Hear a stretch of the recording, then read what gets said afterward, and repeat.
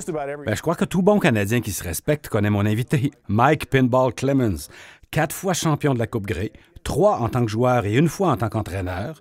Il est membre du Panthéon, détenteur d'un record pour tous les métrages établis au All-Pro Football. Il est aussi papa et mari. Vous possédez tout un résumé de carrière. Bien, lorsqu'on affiche un tel accomplissement, vous pouvez être sûr d'une chose.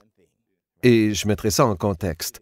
Je me considère comme une tortue sur un piquet de clôture. En retournant à la maison ce soir, si vous voyez une tortue sur un piquet de clôture, vous pouvez être certain d'une chose. C'est qu'elle a eu de l'aide pour y arriver. Pas vrai?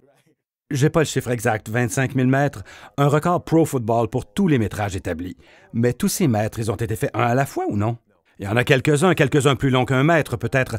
Pouvez-vous nous en parler un peu? Je suis sûr que vous avez réussi des circuits de 75 ou 80 mètres, mais la part du lion de tout ça a probablement été très difficile. 2 mètres à la fois et 1 mètre en arrière, puis 7 mètres de plus. Parlez-moi de votre réussite lorsqu'elle est réalisée 1 mètre à la fois. Si vous pouvez vous emparer du ballon et courir 25 000 mètres dans une partie, ce serait probablement comme... J'imagine que ce serait probablement un triomphe, non? Mais ça prendrait au moins 2 heures, pas vrai? Mais tout se terminerait immédiatement. En réalité, ce qui est important, c'est le processus et non la destination. La vie est faite ainsi.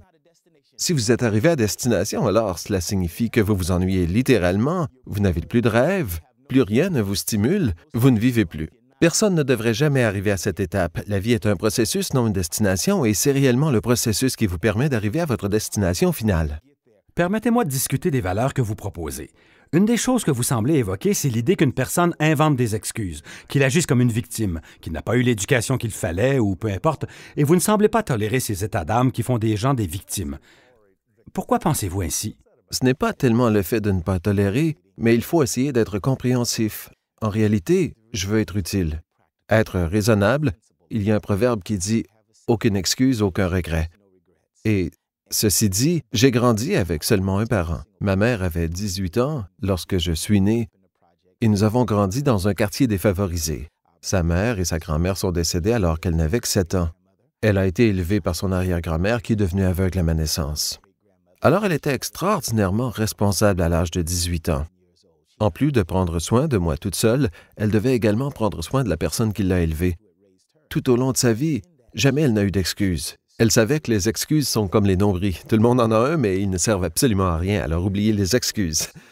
Lorsque les gens me demandent quel obstacle a été le plus difficile à surmonter, à bien y penser, je crois que le plus gros obstacle que j'ai eu à surmonter en grandissant dans un quartier défavorisé avec un seul parent, vous savez, le fait d'être un petit homme dans une partie de grand et la transition de joueur à entraîneur et toutes les choses qui me sont arrivées, lorsque je mets tout cela en perspective, le plus gros obstacle que j'ai eu à surmonter est simple. Le plus gros obstacle que j'ai eu à faire face, je le vois tous les matins. C'est lorsque je me regarde chaque matin dans le miroir en me brossant les dents. Je réalise que c'est moi. Lorsque je regarde dans le miroir, je comprends alors que je suis le plus gros obstacle à mon succès. Et j'ai alors une chance de réaliser quelque chose de significatif. Parlez-nous de votre position à l'égard de l'humilité, mais ce qui m'intéresse, c'est surtout la façon dont vous associez l'humilité au leadership. Par exemple, y a-t-il eu des moments significatifs de la partie, vous savez, où l'étoile de l'équipe veut toujours s'emparer du ballon?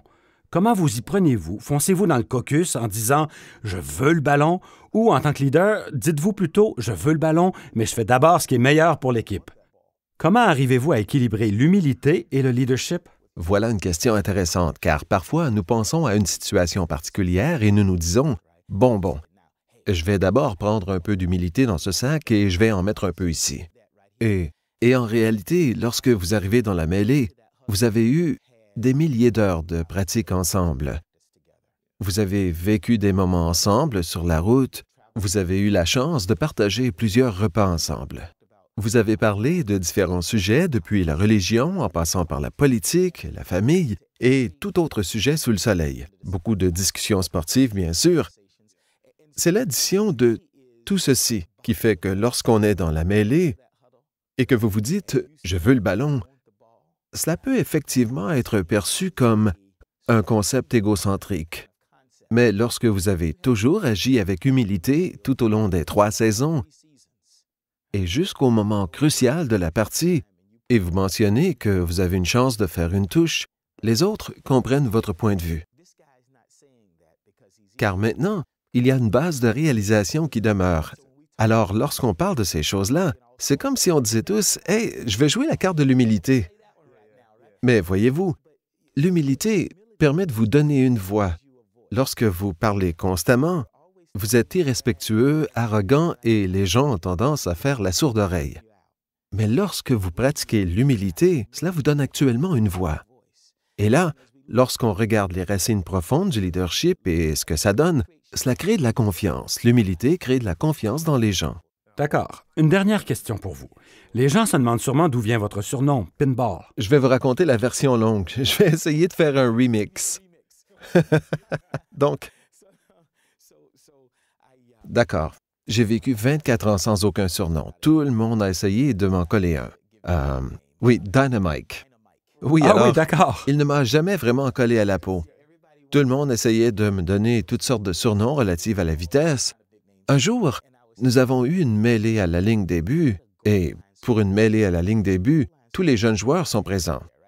Du côté offensif du ballon, comme il s'agissait d'un exercice de blocage, vous savez, en pratique, parfois vous mettez l'accent sur le blocage, mais parfois, en fait, ce jour-là, l'accent était mis sur l'offensive.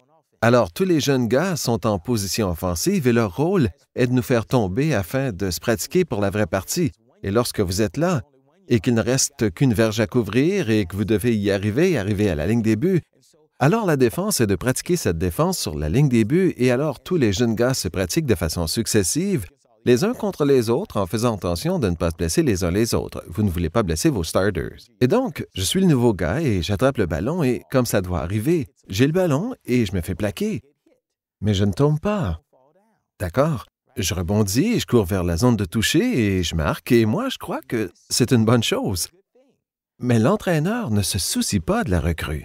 Il est plutôt préoccupé par sa stratégie défensive, pas vrai? Alors l'entraîneur dit « Ah, faites-le encore! » Alors, il n'y a plus de place pour la créativité ici, à la ligne des buts. Vous imaginez, vous êtes aligné le long de la ligne et tout ce qui compte, c'est de s'emparer du ballon et courir vers la zone de toucher. Alors, vous savez, en pratique, on ne fait que refaire le jeu à répétition sans penser à autre chose.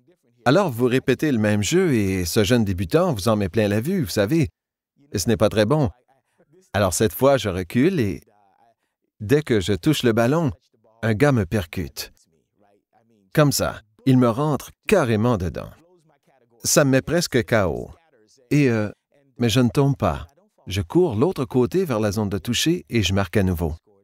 Il a dit « Hey, petit, oublie la pratique et refais-le à nouveau! » Alors, je n'ai jamais eu à pratiquer la mêlée aux lignes des buts avec la première défensive et il l'a déclaré plus tard cette semaine-là.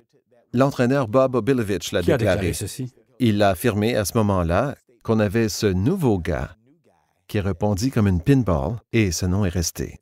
Oui. Il est resté. Écoutez, j'apprécie beaucoup que vous ayez pris le temps de partager votre histoire avec nous aujourd'hui. Kevin, merci beaucoup. Ça a été un réel plaisir.